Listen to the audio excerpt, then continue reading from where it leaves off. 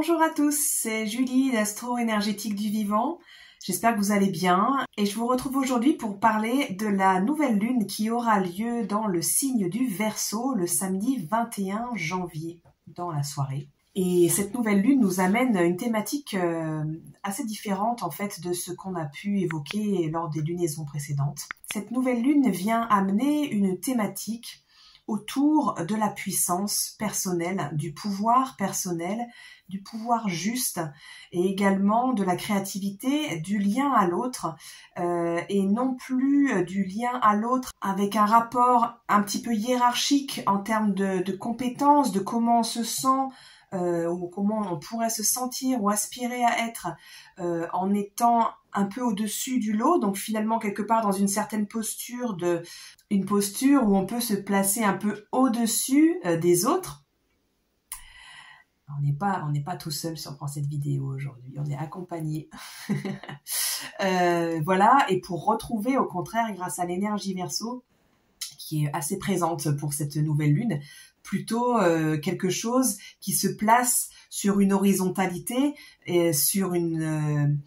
base d'égalité, d'équité et de contribution au collectif, tout en apportant sa note personnelle et en reprenant sa puissance. Mais donc du coup, il s'agit de ces thématiques un petit peu de différencier là où on peut essayer de briller pour prendre la place en fait sur le devant de la scène, par opposition à briller dans le sens d'émaner sa lumière sans que ça mette les autres dans l'ombre. Voilà, donc ça c'est tout le joli programme de cette nouvelle lune et on en parle un peu plus en détail. On risque d'avoir des petits passages de chat aujourd'hui. Voilà. Alors, pour commencer, je voudrais qu'on parle donc de cette nouvelle lune qui se produit dans le premier degré du Verseau, avec donc cette conjonction lune et soleil qui vient de dépasser Pluton dans les derniers degrés du Capricorne et qui on considère toujours, même si elle est un petit peu plus large, que ceci est une conjonction puisqu'il n'y a que 3 degrés entre Pluton et le Soleil et la Lune, donc c'est assez peu. La conjonction n'est pas exacte avec Pluton, mais elle est quand même relativement serrée encore. Ce qui signifie que l'influence de Pluton et sur le Soleil et sur la Lune est encore présente et elle a pu commencer à être présente depuis déjà, on va dire,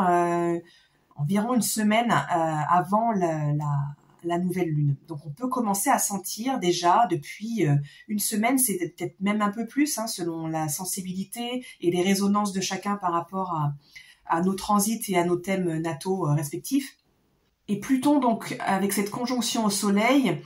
amène tous ces questionnements vraiment relativement profonds, psychologiquement parlant, de où est-ce qu'on a envie comment est-ce qu'on a envie de se positionner, quelle est notre posture juste, et notamment on retrouve déjà cette thématique en fait de ma réussite personnelle, puisque Pluton est dans le signe du Capricorne, ma réussite professionnelle, ma réussite personnelle, à quel prix en fait je la veux, et dans quelle mesure je la veux, et comment je la veux. Il nous met en garde ici Pluton, et il vient alchimiser encore tous ces endroits où notre quête d'accession à une réussite sociale, à une réussite professionnelle, se fasse sans prise de pouvoir, parce que c'est l'ambivalence de Pluton, vous savez, on a ce côté plutôt constructeur, constructif de l'alchimiste, qui certes est souvent très inconfortable, mais qui a un aspect hautement transformateur et évolutif. Et à l'inverse, l'ombre de Pluton, c'est plutôt d'avoir une notion de pouvoir, justement. Alors, le pouvoir dans son équilibre avec Pluton, ça peut être effectivement, et c'est ce qu'il vise, Pluton, c'est d'arriver à être dans son propre pouvoir, dans son propre alignement, sa propre puissance, mais de manière juste, alignée et non écrasante. parce que dans son ombre, Pluton, c'est quand même, c'est Hadès, hein, c'est le roi du monde d'en bas, qui a, il faut le rappeler, kidnappé Perséphone pour l'emmener sous terre, en faire sa femme contre son gré, et en faire d'elle la reine du monde d'en bas, ce qu'elle est devenue au final. Mais on peut imaginer que c'était pas tout à fait consenti. Donc Pluton, c'est aussi cette ambivalence-là et c'est aussi cet aspect-là du pouvoir. Et c'est donc l'abus de pouvoir également. Donc, ce que vient nous apporter comme réflexion Pluton ici, dans ce Capricorne, c'est lorsque je veux accéder à une réussite personnelle, à une réussite professionnelle, comment est-ce que je me positionne? Et est-ce que je me positionne en posture dominante ou est-ce que je me positionne simplement en posture rayonnante? Et on va y revenir, comme j'en ai parlé un petit peu dans l'intro. C'est un peu la thématique de cette carte du ciel ces temps-ci. Ceci est renforcé également par un passage de la Lune sur Pluton. Donc, on peut voir ici une haute transformation psychologique, émotionnelle, intérieure intense qui est appelée à durer quelques temps, parce que c'est simplement la Lune qui passe quelques jours autour de Pluton, mais qui nous ramène ici quand même à cette question qu'on a eu à travailler depuis quelques mois de manière assez récurrente, et qui est cette question de l'indépendance, de l'autonomisation. Vous vous rappelez, il y a quand même cette notion-là avec la souveraineté, l'acquisition de la souveraineté, avec le nœud nord de la Lune qui est toujours en Taureau jusqu'au mois de juillet, et qui est toujours en ce moment, pour peu de temps, mais ça continue encore pendant quelques jours, dans une conjonction assez ample, mais toujours existante avec Uranus. Donc on a vraiment cette idée de casser les schémas, casser les carcans pour arriver à cette autonomisation, à cette souveraineté. C'est un petit peu la même thématique avec Pluton et la Lune, qui lui vraiment, Pluton vient demander à la Lune, qui est assez intense au niveau émotionnel, au niveau de la vie affective et de l'attachement, justement d'apporter un détachement et d'arriver à une certaine autonomie, à quitter les potentielles dépendances affectives, émotionnelles et dépendances en fait à d'autres personnes et à des systèmes de croyances, également à des fonctionnements, quel qu'il puisse être, ça va dépendre d'une personne à une autre. Il y a vraiment cette question-là avec Pluton. Donc, si on rajoute ce double passage de la Lune et du Soleil conjoint à Pluton pour cette nouvelle Lune, qui viennent s'ajouter à, vous le verrez sur la carte, nous avons la Lune noire, Lilith, qui se trouve, et ça c'est une opposition exacte au moment de la nouvelle lune, ce qui montre son importance. La lune noire se trouve donc dans le signe du Lion à 1,30 degré, exactement opposé à la conjonction Soleil-Lune en Verseau. La lune noire vient nous parler de plusieurs choses. On va s'axer sur un point ici, et qui est plutôt cet aspect du manque. C'est un peu la lune noire, cet aspect de, pour faire bref,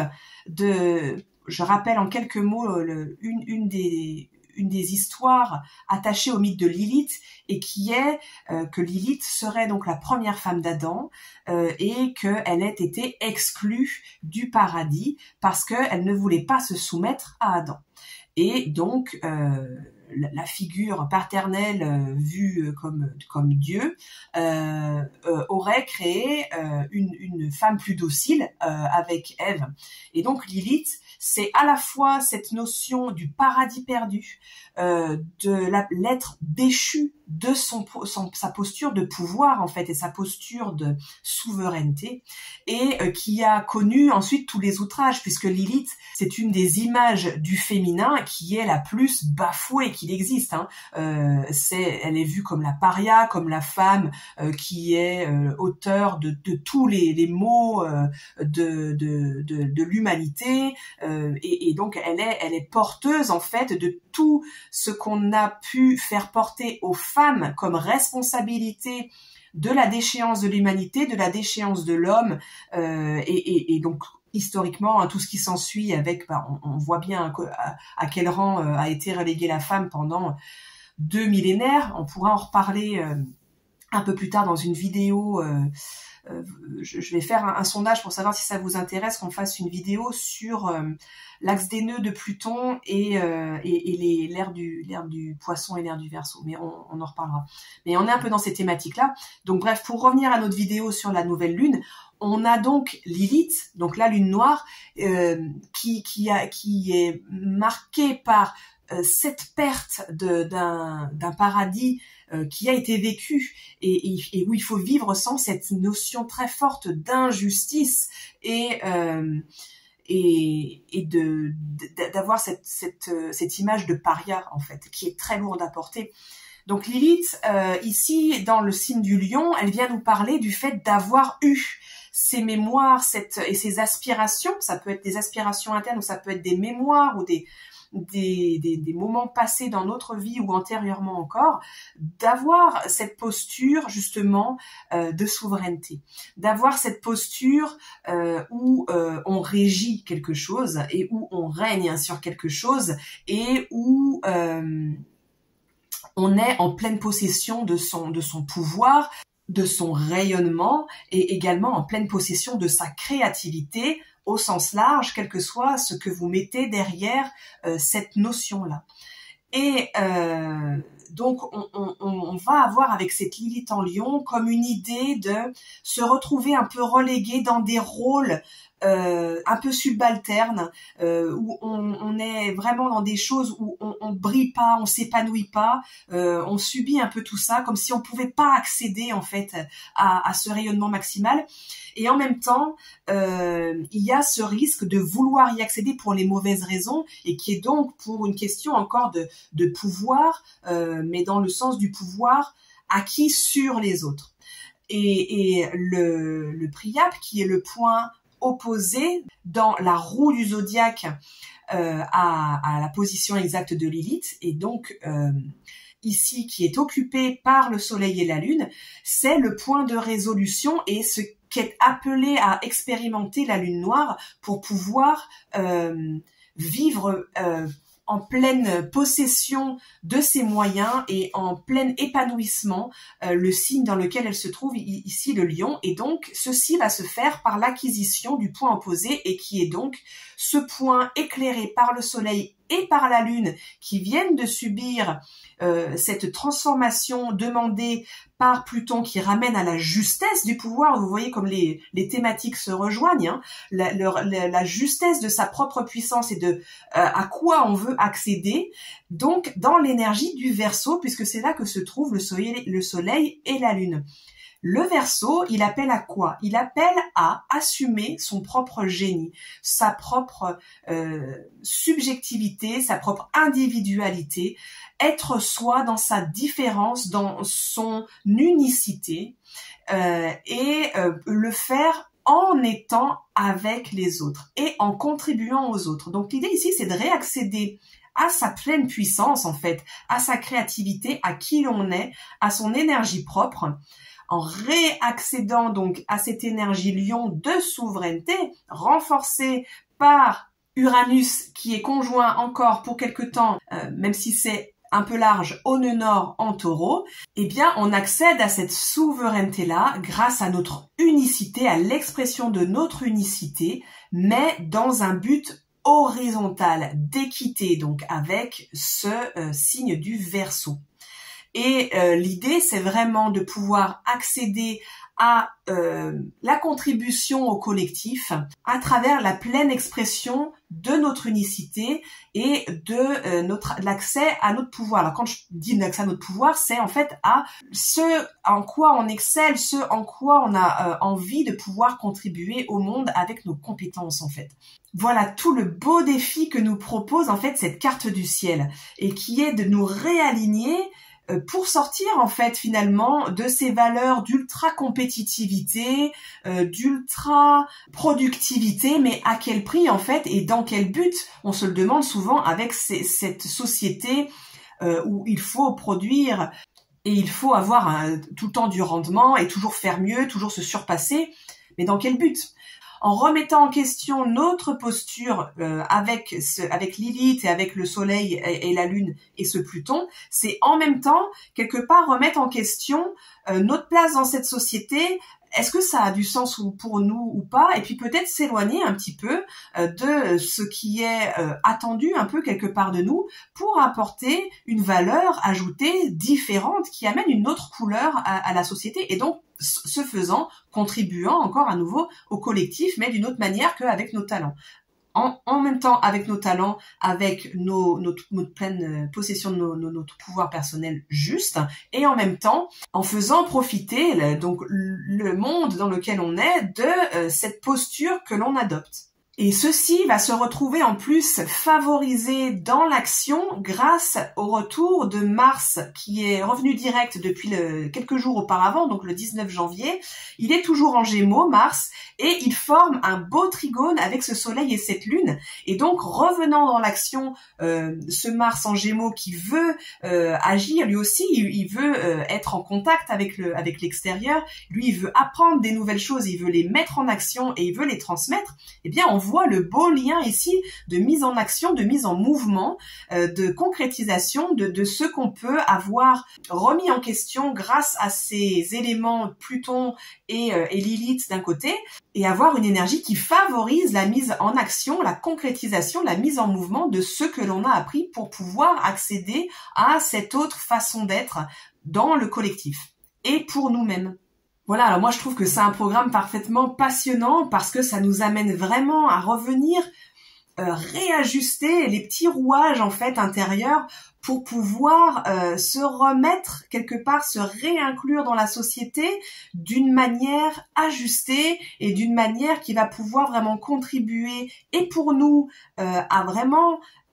assumer, affirmer notre unicité et à la fois en faire profiter l'extérieur et l'environnement en fait, et puis en même temps aussi remettre un petit peu en question ces histoires finalement de hiérarchie et de produire toujours plus. Et Dieu sait que nous avons besoin depuis bien longtemps